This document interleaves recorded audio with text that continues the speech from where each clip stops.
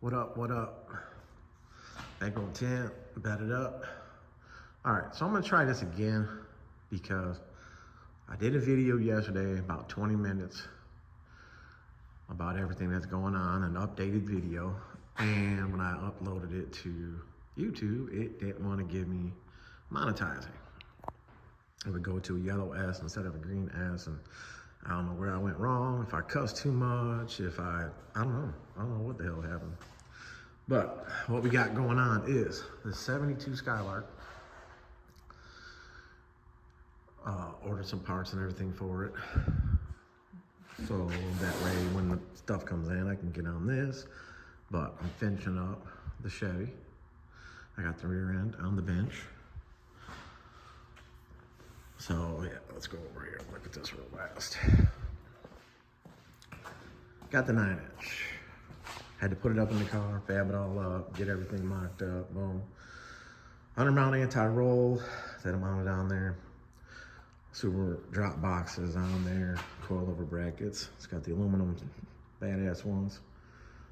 So the rear end was originally, I figured it out to be 49 inches from axle flange to axle flange. That would be with the axle in here, with the end on here, and the axle on there. Basically from here to the end of axle, it's 2.5 inches, so it's 5 inches overall. So anyways, this on here is gonna be clocked for the calipers to clear. I got all that stuff marked. This side is still a little bit too long. I gotta grind that up, cut it down some more. It was hard to cut that area. Normally I use a Sawzall, but I couldn't get the Sawzall in there because of the box being so close. So anyways, that's the rear end for the box Chevy. Going on them fat ass billets. The rim is a 2.5 inch backspace, so when the rotor goes on there, the rotor actually sticks out the back of the rim. The bare brakes are the big ass brakes, the bare brakes. If anybody's seen the little video clips that I've been putting up. So the rotor actually sits back farther than the back of the rim, so the frame had to be narrowed more. So the frame width is 44 inches from side to side. So the rotor, when the rotor goes on here and the rotor goes up to the frame, that's gonna be 5/8 of an inch on both sides. And that's getting the wheel tucked underneath the car as far as I can get it tucked under the car without having to reframe the back of the car. But the car is coming off the frame. Still gotta put more brace across the back of here. The frame still needs to be all welded in. This is not gonna be no square step notch. It's gonna be curved. It's gonna roll with it. All the holes are gonna be filled in. Gonna be a little bit of a C-notch on the bottom because the backing plate sticks out more than the rotor, but the car will tuck. I still gotta get the toe finished cutting out and cut the reinforcement out of there because I'm gonna do my own reinforcement in there. Gotta get the seatbelt piece out of there because you gotta cut into it anyways.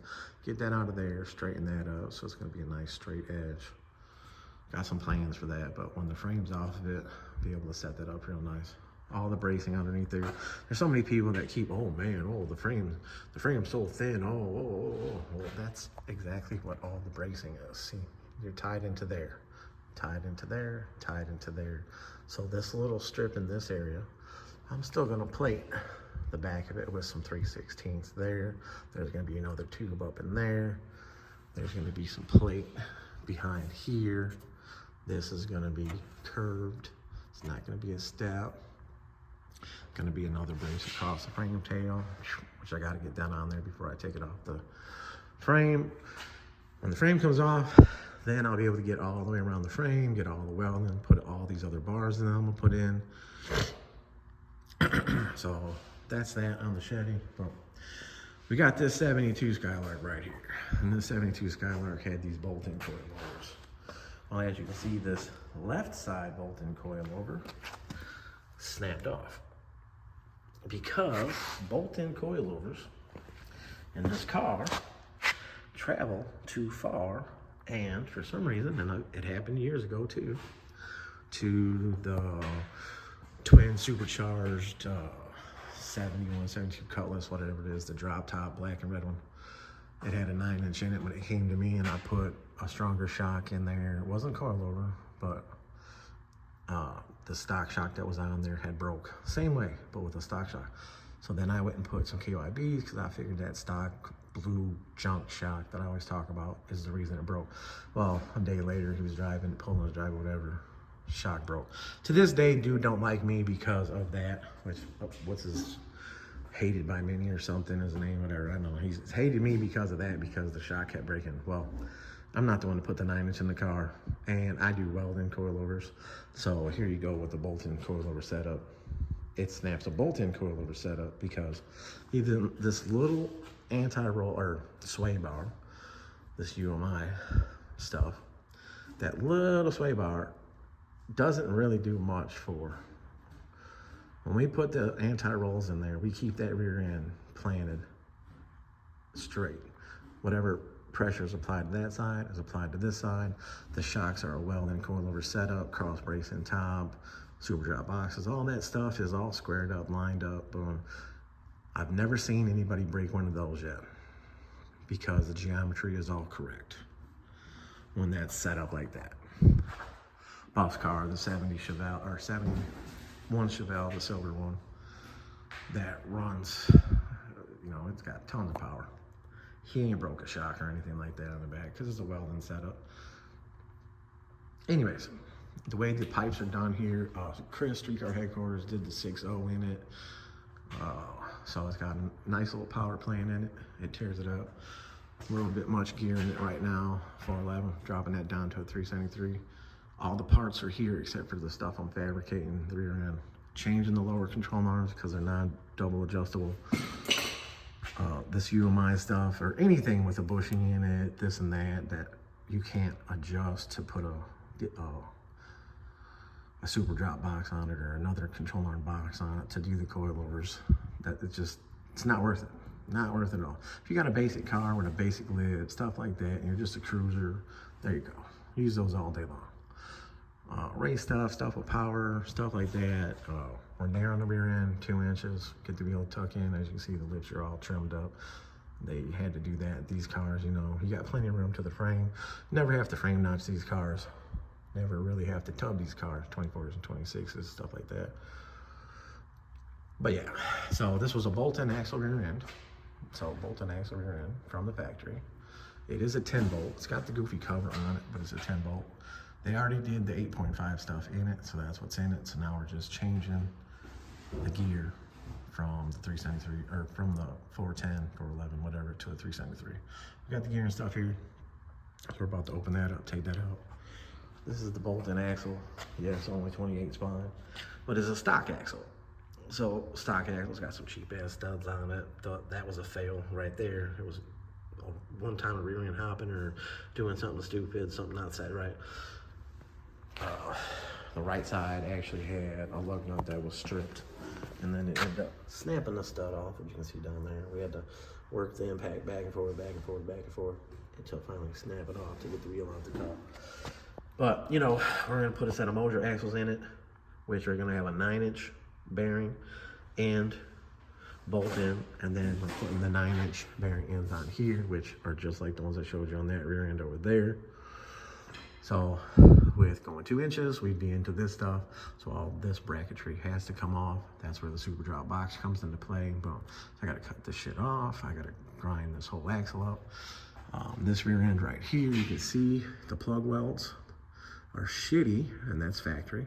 So, and you can see, look, it's got some lube coming out.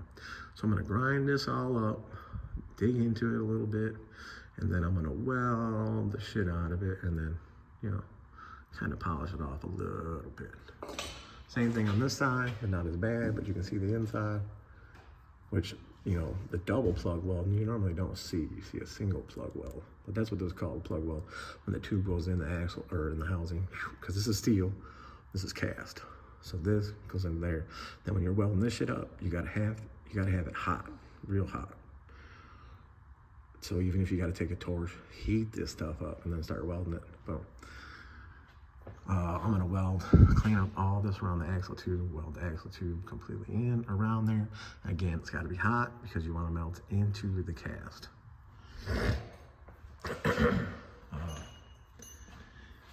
I did order an undermount anti-roll for this, and now I'm noticing that the pipes are looking like they're gonna be in the way for doing that. There's not enough room up top for over anti-roll, and then the pipes would still be in the way of that. So I was trying to say that the pipes weren't gonna be a problem, and now they're gonna be a problem. So get the pipes off, which, you know, right here, it's got the, whatever you guys call it, clamp style. This is just the tails anyways, so they can redo the tails or face them down here, or when all that stuff's down there, they could make it do whatever. No, they'll still make it, they can make it clear. I'm not an exhaust guy. We are putting the wheelwood brakes on the back. We have the wheelwood brakes. Ordered them for a 9-inch in new style, big Ford, Torino, boom. So that way they'll bolt right on the new end. Of course, I'll clock it, so that way the caliper will be down more. It's got a set of big brakes for the front, which I didn't realize they were big brakes that are going on it. This UMI stuff, this is a big tap for you, obviously. Okay. This stuff in the front, you guys with A bodies, do not buy the UMI stuff because, for one, QA1 is the only one that's got the sway bar for the big rim, so that way it sits in more so your rim don't hit it. But the geometry of the ball joints is in the wrong spot. The top is too far forward, the bottom is too far back. So it makes the wheel look like it leans over. So if you turn to right, you know, or you turn right, it looks like the left wheel is gonna flop over on its face. Look at the wheel sits back in the wheel well. The passenger one actually sits back more than this one. But the geometry of the ball joints from the factory, the top was too far, the bottom too far back. So you want it corrected, so you want the top back and the bottom forward. That degrees the spindles, that gives you a sport steering. That's the way to go. QA1 has it in their technology of the geometry and the technology of their arms. So yes, it's more money for the QA1 stuff, but that's what you want. Blah, blah, blah. So yeah, brakes on the front, the rear end setup on the back. That's what's going on with the Skyline. And it's a 72, which, you know, 70, 71, 72 are basically all the same. A little bit of difference between the headlights and stuff like that and how the taillights are. Another Chicago car, Illinois car, obviously. You know, it's 5-inch lip, Ford, Lucci. Not bad. Yeah, clean car, clean interior, nice ratchet shifter. I'd show you under the hood, but car's up there. Cutlass, yeah, frame still out of it. Haven't had a chance to do nothing else to it. I've been dealing with, you know, a whole bunch of shit. Been trying to get this Chevy ready to get it off the frame. So now that I'm waiting for the parts for this, and we're finalizing the order today, waiting for the parts for this, I'll be able to get that off the frame. So that one more brace across the back, and it actually can come off the frame. The rear end, I just got to get that's what I'm about to do right now, is get the ends. This side is basically ready to go. The cut doesn't have to be perfect, because when you put the bar in there and you put the end on it, you put the puck on it, and it squares it all up. And then I'll be able to, I got it beveled here, and of course the end is beveled. I'm gonna clean this up a little bit more because I had the tacks on there. Put the bevel to bevel, boom, you fill it in all the way around. The welder wasn't working too good the other day here. I couldn't figure out why. I wanted to just act like an ass. The wire that's in it, but then yesterday I tweaked it a little bit and got it to weld way better, but I didn't get a chance to finish the housing. I still have a brace that's gonna go on there like I always do. Normally it's 1.25 inch tube, but I think I'm gonna set up, I got 1.5 inches. There's 1 5/8 on the floor and 1.5 inches. I think I'm gonna take the 1.5 inches, bend it, and fit it in there. You know, we never use these bottom holes anyways. We'd never have to go this far down. But And this is 28s, obviously. So right in this area right here, I'll be able to fit that tube. And then boom, when it goes up underneath here, you know, it'd be along here. I'll be able to weld it to there. It's got the drain piece on the bottom, so it's gonna be a little hard to get on the back side of it, but I'll be able to do it. So yeah, it's got the narrowing pig in there, which that's a empty pig that's got the pucks inside of it, and then the tube, you know, long solid tube. Where the hell's my, oh, it's right there next to there. It's a solid bar for narrowing. Try to keep it protected, but sometimes it gets fucked up. But anyway, as long as you know what you're doing. Solid. Yeah, so that's basically all I got for you guys right now of what's going on. This marking of 3 1/4 is from the outside of this box, how it's marked here, to where the outside of the flange, see how it's marked there. And then the degrees is 35 degrees is how this sets for the brakes, for the clock and the caliper. Boom. So again, I gotta clean this off there because that was just a tack, and as you can see, it didn't want to tack the other day for shit. Just one of those days. Slowly but surely, getting this shit done. I want to get that cross member right here in the cutlass, so I got to start fitting that in there. Look at that. We got this little small block over here. We're getting thrown together for the kids' 4-door, the 79 Chevy. Boom, we got the cam in there.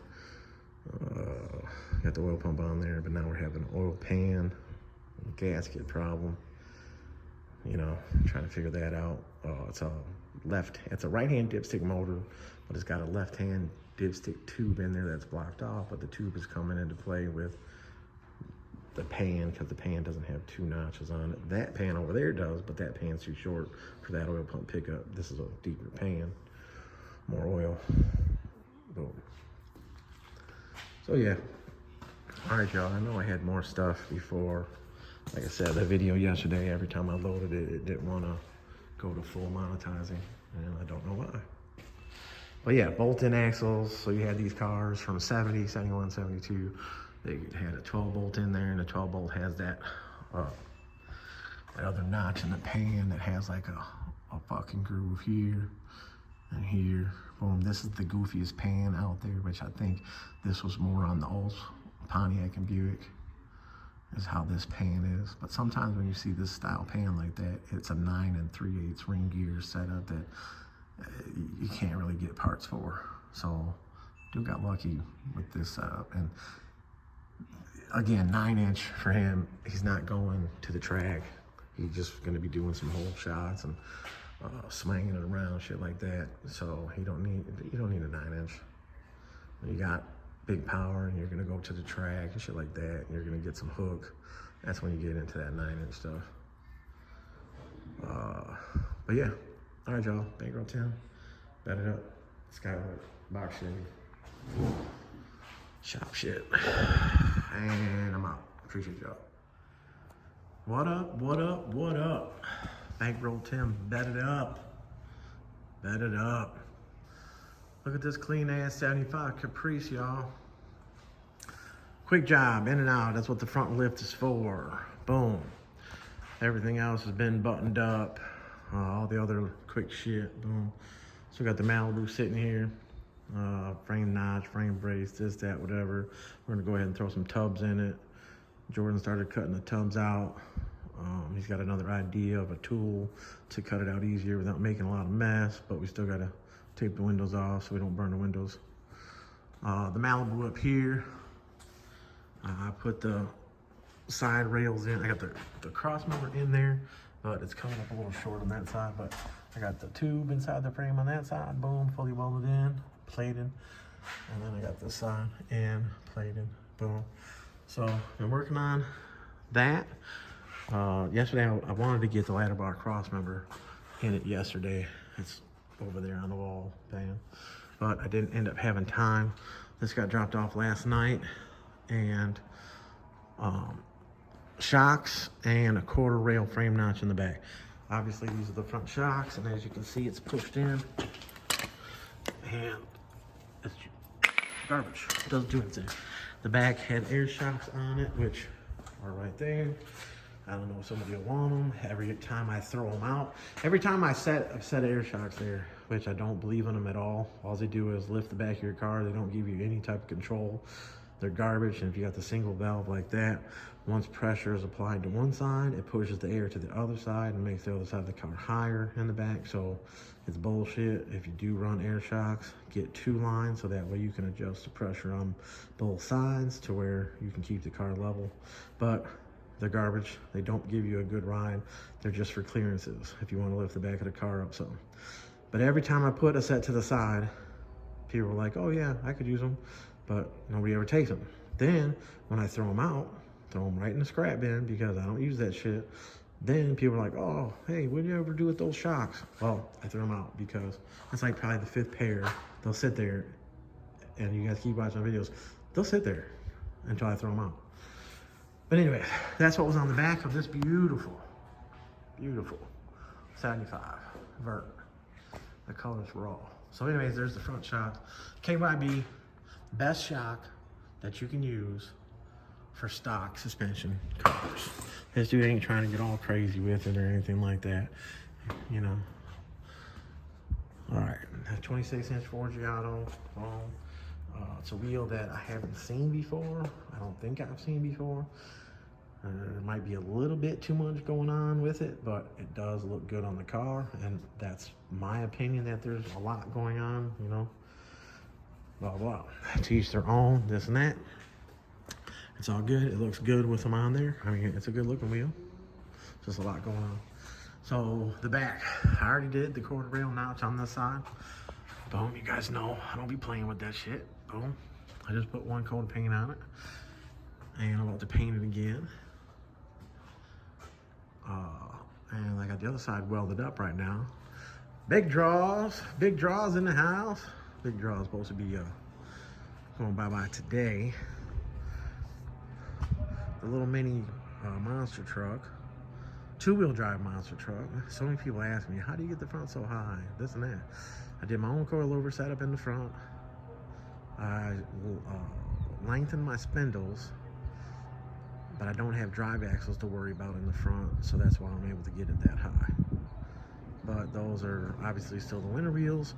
The steering is very, very touchy and towed in a little bit, and I got to figure out how to move the lower control arms down, so that way I can straighten out all them issues, and then I can put my 40s back on it, which are sitting, you know, over there getting very dirty in this dirty ass shop. So that is that. As anybody can tell, I got brand new headlights in there. A buddy of mine that works at the junkyard, a truck that came in and it looked like they were brand spanking new, and they are. Look at this side, not a scratch on it. But my dumb ass came walking out the house carrying a laundry basket, and I tripped, and this one hit the ground. So some scratches there, some scratches there, but it can be wet sanded and buffed. So I'll probably try to do it myself. Negative part of this one is the chrome, that whole chrome piece in there. It bounces around, so when you're driving down the road, it's, you know, no good deed goes unpunished. Blah, blah, blah. All right, so back to the 75 Vert on these 26s. I'm about to finish. You can see the mess it makes just from a quarter rail notch on the back and changing the shocks. So I'm gonna finish up this side. Still a little warm. I don't know, it's pretty cold now. I'll get in here, grind it, make it look like the other side. Grind some of these dents out. There's a high spot right here, so I'll tap this a little bit more with the hammer. And this one, actually, I think I went a little back farther because I couldn't get it to roll in as far, you know, to keep the same distance on the bottom as the other side. I like to try to keep everything very symmetrical. I try. I never said I can actually do it, but I try. Again, brand new KYB shock. If you got a shock that it's very hard to push in and out, in your hands and stuff like that, that is a good shock. If you got a shock that just moves in and out freely, it's garbage. Doesn't work. So yeah, then this one is doing me some good to where now, let's see, tomorrow I gotta go to 110 and trim the lower fender areas on the 72 that's over there, which I probably could film it over there. They always got music going. How this is rubbing right here. Well, that car has Global West control arms on it, and it's a 72, so 72s are fatter here, and you know, fatter here. So they're changing the control arms on it from the Global West to QA1s, which is the best thing to do. QA1s, obviously, you guys know they got their dunk line now, which they're considering any car with big wheels, shit like that, I think, unless they are calling it 71, 76. But QA1, top of the line, they correct the ball joint geometry. Boom. Location of top ball joint, location of bottom. These cars, the bottom ball joint is farther back than the top, which is ass backwards. It's supposed to be this way. So that way you get the sport steering out of it. So the better the geometry, boom, the more the spindle's degree back, the better the turning, the less play in the steering wheel, the better the turning inside of the wheel well, so that way you're not having to cut the chrome. So like this car right here, if you were to take and put the QE1s on here, that little bit of rubbing, because the e-brake cable's still there, I mean, you're gonna get a little bit of that. Juan's car's got a little bit of that right there, but not that bad. But his car, I think, has got Global West or some other type of arm on it, and I had cut the lower ball joint location and moved it forward and welded it all back up. So that's why his car works so good. But anyways, QA1. You know, I've been spitting their name out for years, and I ain't never seen them share any of my shit. Maybe it's because I talk too much shit, or maybe it's because I keep it 100. I don't know. Y'all be the judge of that. There's other companies out there, Viking, look, Viking all over my wall. It's all Viking. So maybe there's a conflict of interest there. I don't know, that QA1 don't want to be part of Viking don't want to be part of that, blah, blah, blah. I use Viking on the coilovers. I use QA1 on the front control arm all day. Bankroll Tim, bedded up. Malibu 75. Oklahoma colors. I finally have the coilovers, the shot coilovers for the front, and one spring coming for this, because I have one spring here, and I have the spindles already cut and already painted for the brakes. So this thing, I'm gonna get a day here to get this front end buttoned up. 77, chilling, dirt bike, getting new tires. My kid, he's the one that changed the shocks on this today, and he's got to come back and finish up changing the shocks so that way he can get paid. But it's been excellent with him having his license. He got his license the other Wednesday, and we're still working on getting the truck replated because the emissions, but now we don't have a check engine light no more, so hopefully tomorrow when we go to the emissions place, it passes, and I can go get the sticker to renew it. So then it's 100% legit. Of course, it's got insurance on it. And with him now, we've been getting here way earlier and being able to leave when we want to leave. We can go pick up shit when we need to pick up shit. He can go get shit when I'm in here working, so that way he can run to the store, grab whatever, boom, come back, bam. The 79 is gonna get some more work done to it too. I gotta hurry up and get this one out of here. Obviously, this one will be done before this one will be done, because there is a lot of work to this one. For those of you just tuning in from seeing all the shorts, this back frame setup that somebody did is horrible. It's actually 2x4 by 1/4 inch, which is garbage. So all that shit's gotta come out. So that's why this car, you guys see this car sitting here a lot. But once I get everything over here buttoned up, and the in and out rack is what makes the money, then I can get the rest of the shit that I need to get for this. I know a couple of you guys were like, yeah, right, that's what we've been saying for a while now. Probably gonna have to add on this cross member, because like I was saying, as you can see, it says it was a G-body one, but I got it given to me. It's a little short, so I'll probably end up cutting somewhere in that area. And then the pipes don't even go in the same spot, which whatever, we can just take the pipes off. You can have the pipes redone. But I could cut like in the middle of that. That most likely is, I don't know, I can make it. Some 2x3. This would probably be perfect, but this is aluminum. But I can make it. We'll make it work. But yeah, all right, that's what I got for y'all for today. This 75 is beautiful. It just got here, dropped off last night, and it's getting picked up tonight. And the front wheels are off. Obviously, change the shocks so that way you can get to the shock bolt to the top. And what I do is put the ratchet in there, on there, and I just bend the ratchet forward and out, and out, and out. So that way you just break the top of it off, because there's just no point in trying to ratchet it out when the shock just spins. Oh, the driver's side came right up. So if you want to try to spin it first, but boom. Now, a lot of you people are like, excuse me, that sounded really bogus. A lot of you guys, that was bogus. A lot of you guys are like, hey, set up a tripod, this and that, blah, blah. I don't know how to edit that. You know, I don't know how to make it fast forward and stuff like that, and time lapse or whatever it's called. Oh, you people. Do you hear me? You hear this fucking guy over here? You people. Some of you people. Ooh, it's a good thing I'm here by myself. But yeah, I don't know, maybe if I get into it more, I'm not trying to make, you know, a lot of money off the videos.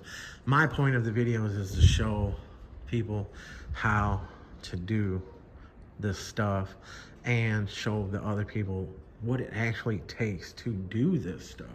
I mean, there's too many shops out there to make it look like in and out, in and out, in and out. Oh, it's so simple. Oh, it's so simple. All right, now I'm on a whole another level right here. All right, I custom fabricate rear ends. When I order a 9-inch rear end, or have the customer order a 9-inch rear end, I get the 9-inch rear end. I don't want the ends welded on it. I don't want no boxes welded on it. The only thing I want on it excuse me, is the upper ear location. Upper ear location is a big factor, because box Chevy, dong, shit like that, full size B body, boom, where the ear placement goes. G bodies are up higher. Now, if I ordered a rear end and I was doing a G body, like let's say the back of that, and I wanted to tuck the shit out of it, I would order the G body with the B body upper ear location. So basically it would be a B body, and then I put the boxes on, the super drops, all that. I do the brazing, all that. So it takes longer for me, and I'm one person. Well, now I got my son, so everything should start moving better. But so many of these shops are just ordering rear ends. They got the math down, they got the measurements down, and they're ordering the rear ends from Quick Performance, from whoever, and they're getting the coilover bracket placement on there. The bucket is still on there, but it's angled, maybe it's in just a little bit, where I put the buckets in a lot farther, make it way more adjustable. I clock the ends, clocking the ends. There's another car that just got done out there. They clocked the ends, but they barely clocked the ends. So then they had to go and cut the frame up here, C-notch it for the caliper. Yeah, make sure clocking the ends, I make sure. So when I clock the ends, and I got the degree wheel. So I put the degree wheel on it. While it's on the bench, make sure the rear end is level, all that.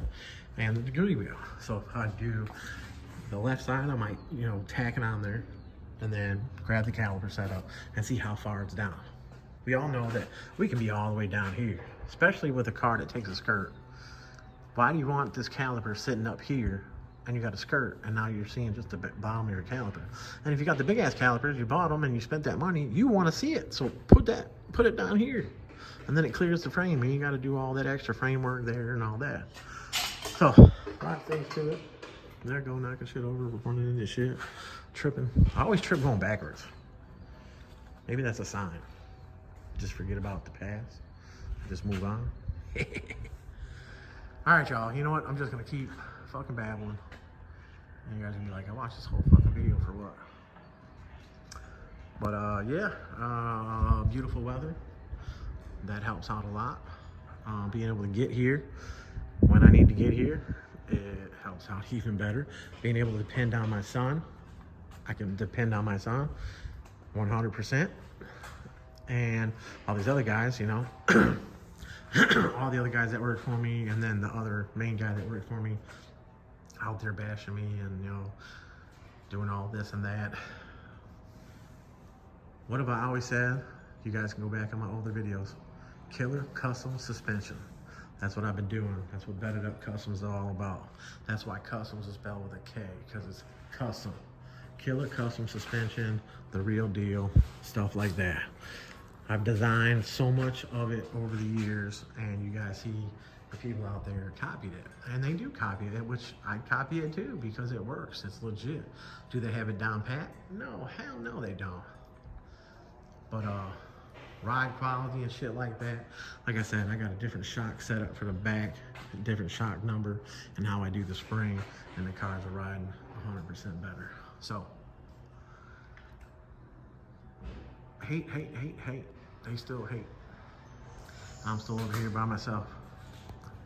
I know I keep saying by myself, but my son has helped me now, so 100%.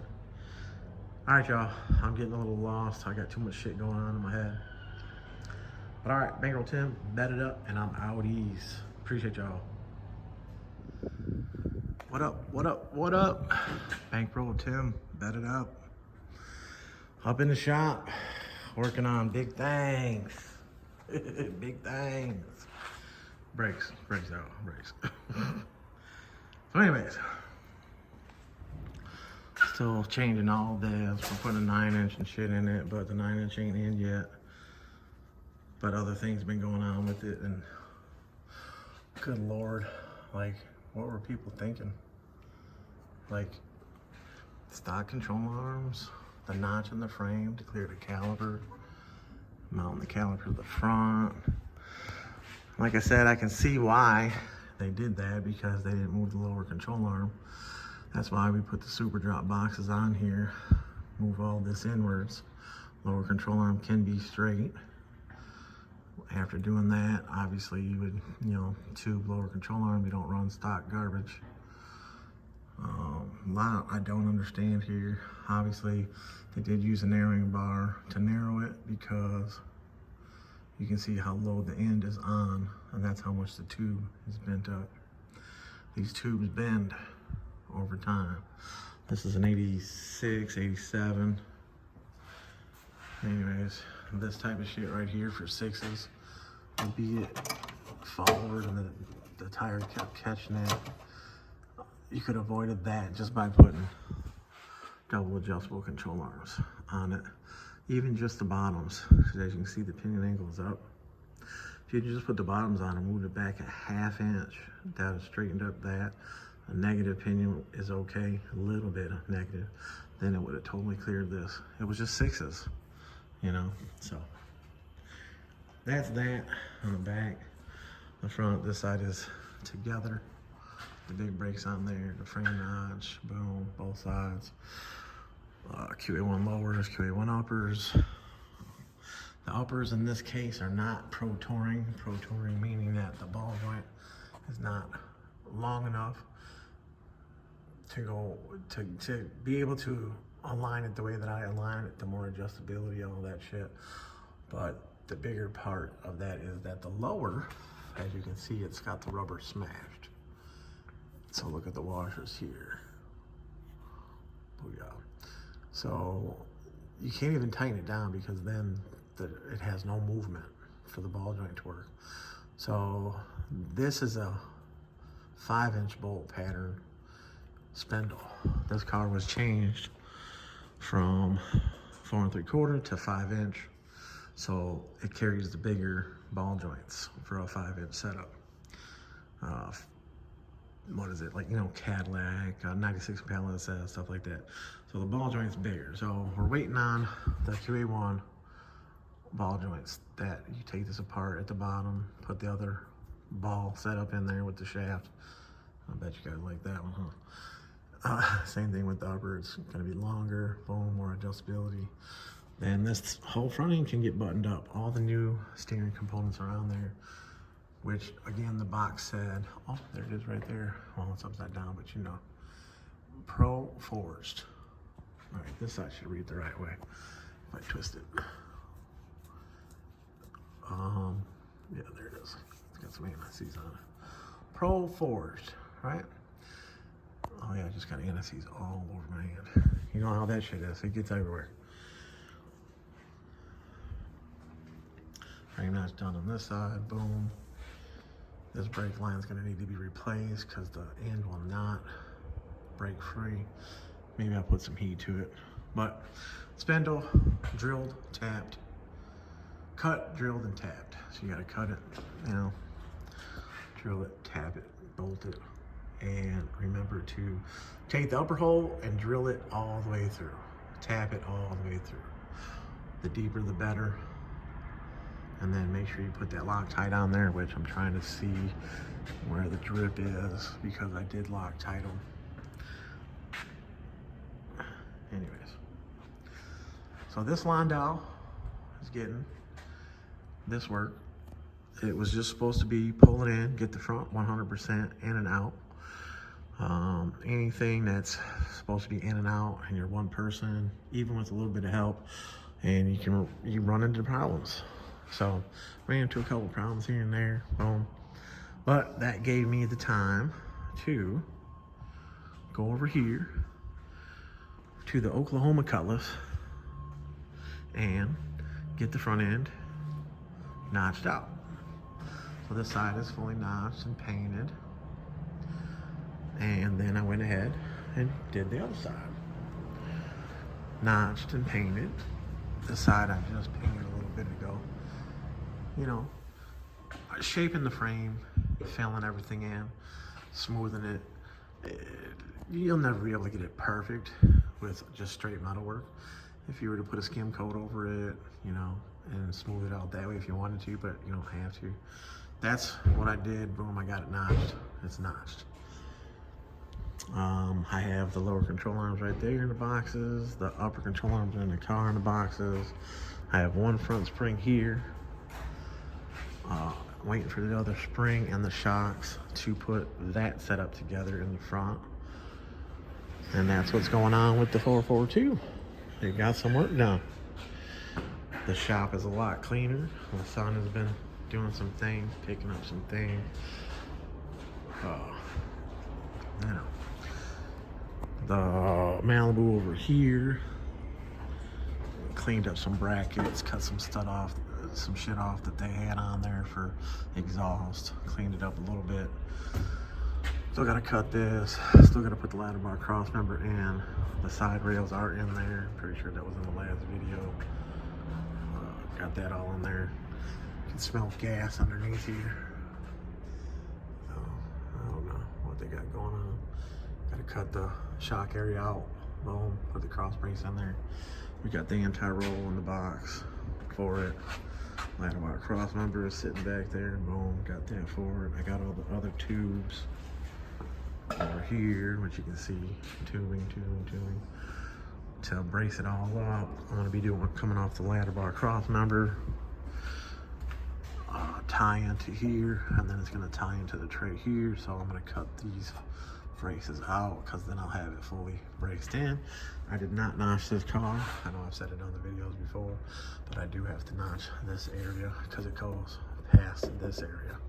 24s, 24 by 10, 8-inch lip, 11 overall, under wraps. Jordan's LS motor sitting here, Turbo 400 trans. He's been very busy.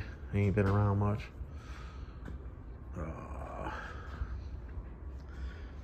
Yeah, that's basically what's going on. The rear end is ready, basically. It just needs to get cleaned up and painted for the Malibu. Boom. Boom, I forgot about that. Boom, I say boom a lot. All right, y'all, quick video. I know I haven't been putting them up as much because I've been trying to get things done. My computer that I was using, obviously had for how many years now, took a shit. One of the fans burned out or something, but yeah. All right, y'all. Bankroll Tim, bedded up. Still working. Still working. Appreciate y'all. What up? What up? What up? Bankroll Tim, bedded up. Yes, I'm still on the Landau. We started on the front of the Landau before doing the Monte Carlo because we knew that the wheels wouldn't be in, and the wheels are still not in. The wheels are still not in. So, all right, so back here with what's going on in the back, it kind of sucks. Like I was saying about how the notch was done. They should have just did the full rail, this and that. As you can see, this side, I got it mapped out of how I'm gonna cut it and stuff like that. I did the same marks on the other side before I cut every plate out. Took longer to cut it out because of that section that's welded in right there. But there's pictures on my IG that show, there's like a 10 picture clip, and it shows like the basics of everything that I did. So here we are at the part of, I have it all plated in and fully welded. And once again, all right, that's 3/16, that's 3/16, that's 3/16. Got the little curve back here, still a little warm. This is where I was just welding. Boom. Filled in all the holes. Got a little triangle, round hole, filled in those holes, bam. So now I will polish this up. Like I said, I put a lot of weld, I fill a lot of gaps so that way there's plenty of weld in there. So when I polish it up, to keep it looking like basically a stock frame rail, and then when some paint goes on there, it's gonna look good. It's not gonna be all jagged. I mean, those welds, you know what I'm saying? They're not jagged, but a lot of debris inside the frame. Like I said, the black sand, grime. I don't know if there was just so much sand in the frame and they undercoated it, and you know, the shit just being on the back of here. And as you're welding, then it starts running down the back of here. Then it gets down into the bottom area. So when you're welding this stuff and the back of it, I cleaned the back of it with the grinder. You know, I cleaned it, all this piece, and the back piece. I ground it, but there's still shit back there that once you start welding up here, you know, it gets this hot, and then it starts running down to the bottom. Then it builds up on the inside of the frame, and you already got the plate in there and stuff like that. So notching and stuff like that, I say with the back stuff, if you don't clean it up that good, weld your whole bottom first. I mean, it's still gonna get heat and it's still gonna drip, but clean it all up the best you can. Welding, when you're welding, obviously the cleaner it is, the better it is to weld. I see some people out there trying to weld stuff that's just completely rust or dirty and this and that, and they wonder why it's boogering up and stuff like that. You'll get, you know, some stuff that'll roll out and be kind of like a hollow wind. The wind to take the gas away. Right now today it's windy. As you can see, well, it was just moving, damn it. But the wind will blow your gas away, and then it'll bubble up and act like there's no gas because the wind is blowing the gas away. So you guys out there, if you're ever, you know, trying to weld stuff and it's hot and you got a fan by you and you're welding and you can't figure out why it's not welding that good, well, that's why, because the fan is blowing the gas away. Flow on the tank, I flow at like 25 to 30 on the gas flow on that machine, which that machine, it's a 180 Lincoln. It works fine for everything that I'm doing, you know. You really don't need a bigger machine than that. They do have the the Hobarts, like the one I used to have was a 110 220, so you could plug it in either way. That was actually a decent machine for, you know, anybody that out there at home doing it. by yourself, you know, in the garage when you get home from work and shit like that. Hobart, I think it was a 140. It worked good for welding. Yeah, it's a mess in here. It's tight in here. I got the hood for the Nova. That might have been on the last video. I don't know. Put the hood on it. Bam. It's sitting here. I'm probably going to end up pushing it out back because it's actually in the way, and I hate all the clutter as it is. So yeah. I don't know if I put this on the last video. Got the upper control arms on there. As you can see, you got the lowers, got the Viking coilovers in there. All that stuff's on there. Parts had to be replaced because the parts were used on somebody else's job, this, that, whatever. I was ranting about that before. So yeah, I did put this on there. But took the ball joint, flipped it from the top to the bottom. Bam, I might end up having to run a spacer. This is a 26. I want to try to keep the car as low as I can with the 26 on there. So I still gotta get the tie rods and the tie rod sleeves and the brakes. And then we will have the front damn near 100. So that's that. So we got the back rim, as you can see right here. That's a 24, but this is what we're using to mock up the back of the car because it's Forgiato. Obviously there's Forgiatos going on the car. This is 8-inch slip, 7-inch slip, 8-inch slip, whatever. Same offset, same back barrel, everything. So this is a by 11, so it's 12 overall.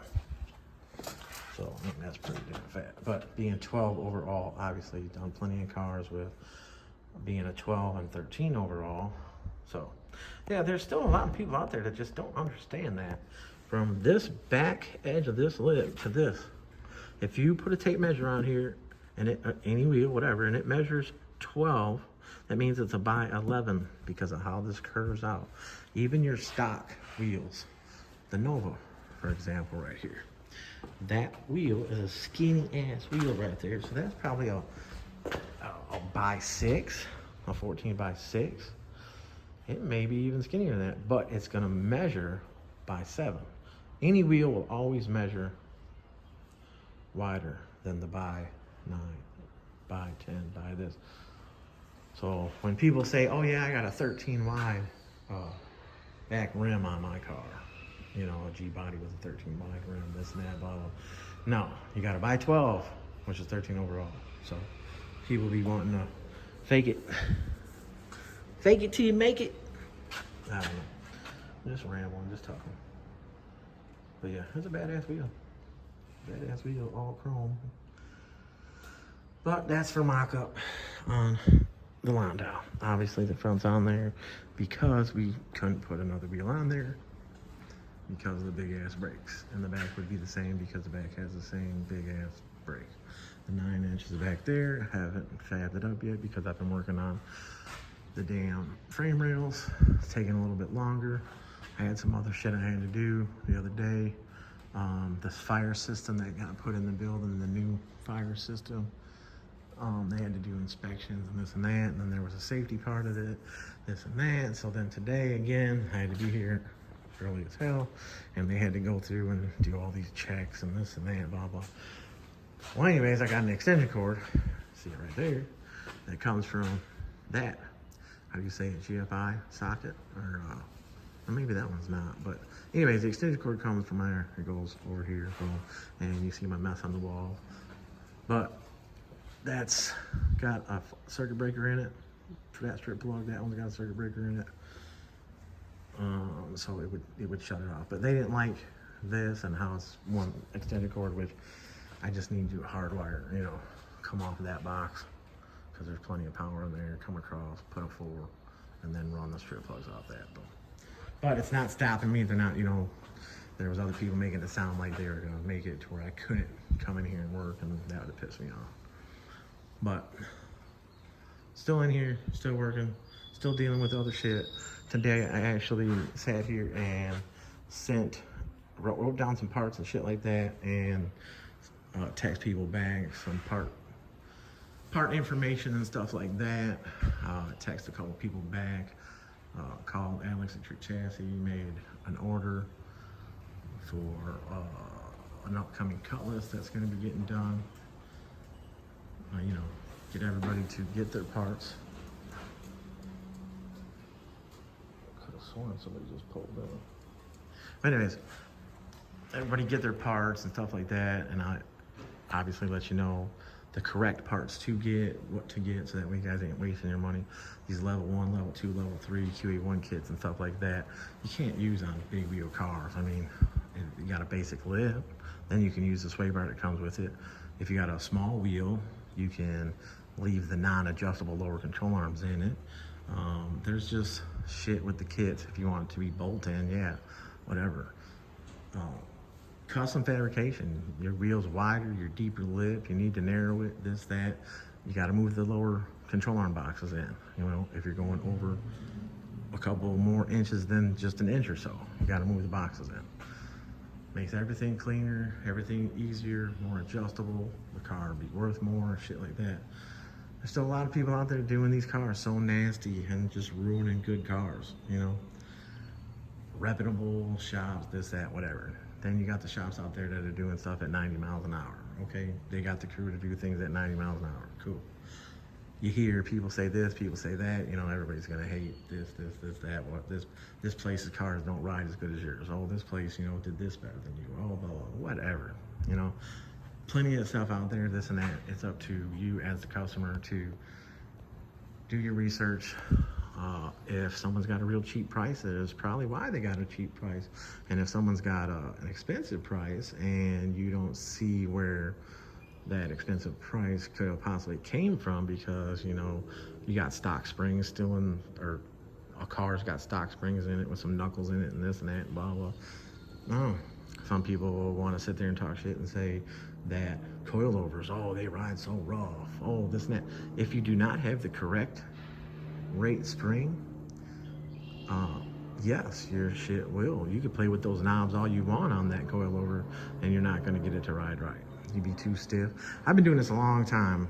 I probably put the most coilovers on cars and the longest of putting coilovers on cars. I know the numbers. I know what carb, this, that, whatever, how much weight you're going to run in the trunk and stuff like that, and I can get you the exact spring that you need, you know. The Monte Carlo left the other day, and I asked dude, you know, I was like, just let me know how it rides, this and that. And the next day he said he felt like the back was a little bouncy, and I was like, it's got a 250 spring in it and your trunk is completely empty. Once he does his sounds and all that stuff and dynamats the trunk or whatever, then, I mean, we're talking a little bit of bounce. There was not like bang, bang, bouncing all over the road, just a little, you know. So there you go, me being 100% honest and dealing with the shit I've been dealt and stuff like that. And I caused some of it, whatever. I let shit happen, you know, whatever.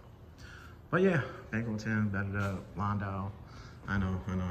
I take forever with shit. I'm one guy. I can't get back to everybody. Sorry that I can't get back to everybody. I've been trying to get back to everybody. I cleared out all my Facebook messages on both my pages, Timothy Brown page, the It Up Kustoms page, Facebook. I just cleared them out. There was hundreds and hundreds of them, going back 2 years. And recently, in the last couple months, the more I say that I'm backed up, I can't get back, the more and more people are hitting, which is fine. It's just, some people just need, you know, a basic notch, or some people just need little stuff. I'm trying to get to where it's one job at a time, and maybe, you know, obviously the quick stuff here. This one would have been back left. My red car is going to be back right. And the little stuff can come in, you know, a rear end narrow, in the door, a frame notch, in the door, in, out. The bigger jobs, you know, the little jobs are where the money's at. The bigger jobs, you end up spending a lot more time on the job, and when it breaks down, you're really not making that much money as being one person. Now, when you have a crew and everybody's got their job to do and they get the car in there and they boom. I've never had a crew, and I had somebody sucking me dry for years, just unbelievable. You know, that's sparking up some more shit about my shop being backed up and this and that, and then, you know, that person using me as an excuse for why his customers' cars to his customers that he, you know, couldn't get that stuff done because I was having them do this or that. And, you know, just straight BS. It's like, be 100. If you can't do the job and can't get the job in and get it done, don't take it in. People are mad at me because I won't take their cars in right now, and I can't. You know, it's not fair if I take your car in right now and then your car is sitting here for 3-4 months when I got the shop next door. I should have never got the shop next door, and that's what it ended up being. All the cars, I came in, boom, and I put them over there, and then the money just got, you know, on this, on this, on that. But again, to this day, right now, since I've been in this shop, this would be 3.5 years. That is the only car. That car has been here that long. Has been here that long. But that's the only car now. And it took me, basically, by myself to get all these cars completely caught up. From 20-something cars to that one being the oldest one that I've had. And it's slowly moving. And if it wasn't such a big-ass job, and if everything was caught all the way up and had the little jobs coming in here, I'd have more done on that. But it's moving. It's moving. I'm not 100% blaming everybody else or a certain person or this or that, but a lot of people added to the fuckery that I've had to deal with. And again, it's my fault. I allowed it to happen. I should have fucking took a stand a long time ago and had a smaller shop and kept a smaller shop and didn't let people come around me. Anyways, y'all, Bankroll Tim, bedded up. The shop is a mess. There is dirt everywhere. I've been grinding and grinding and grinding. And this frame, again, when I cut this side open, I'm gonna show you guys. There is this powder sand, like I said, it must be like a silica sand or maybe sand from like back roads or something. I don't know, but the frame was just completely full. So let's see if I can get in here and grab some of this shit. This side doesn't seem to be as bad, but it's just like a gritty, see that? Hold on, let's focus. It's like a gritty, but I don't know, I don't get it. I don't get what they did. Somebody at one point did whatever. But all right, y'all, Bankroll Tim. Londo, I'm out.